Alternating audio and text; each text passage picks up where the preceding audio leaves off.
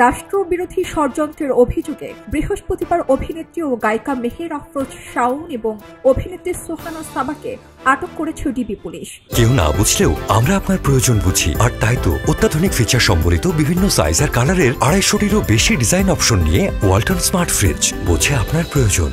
DB হেফাজতে নেয়ার পর শুক্রবার সকালে সোহানা সাবার অফিসিয়ালি ভেরিফাইড ফেসবুক পেজ থেকে একাধিক পোস্ট দেওয়া হয়েছে, কিন্তু পেজ থেকে তার আটক সংক্রান্ত কোনো পোস্ট দেওয়া হয়নি।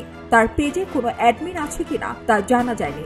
গত 15 জানুয়ারি কলকাতার হোটেল পার্কে অনুষ্ঠিত সভায় সরাসরি এবং ভার্চুয়ালি যারা উপস্থিত ছিলেন তাদের মধ্যে শাওনের নাম উঠে এসেছে। এরপরই বৃহস্পতিবার সন্ধ্যা 7টার দিকে এই অভিনেত্রীকে রাষ্ট্রবিরোধী ষড়যন্ত্রের অভিযোগে নিজেদের হেফাজতে নেয় ঢাকা মহানগর গোয়েন্দা পুলিশ।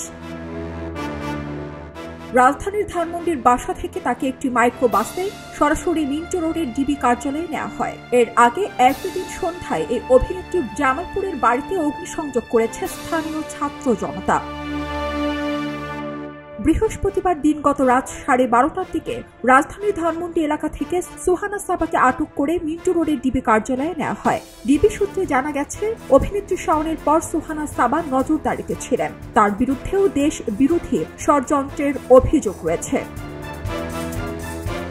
আওয়ামী লীগপন্থী শিল্পীদের হোয়াটসঅ্যাপ গ্রুপ আলো আসবে এর সক্রিয় সদস্য ছিলেন অভিনেত্রী সোহানা সাবা। শুক্রবার দুপুরে ঢাকা মহানগর গোয়েন্দা পুলিশের অতিরিক্ত পুলিশ কমিশনার রেজাউল করিম মল্লিক জানান, মেহের আফরোজ শাওন ও অভিনেত্রী সোহানা সাবাকে জিজ্ঞাসাবাদ চলছে।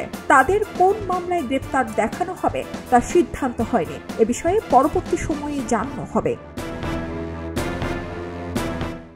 খবরের কাগজ, নিখাত, নির্ভীক, নিরপেক্ষ।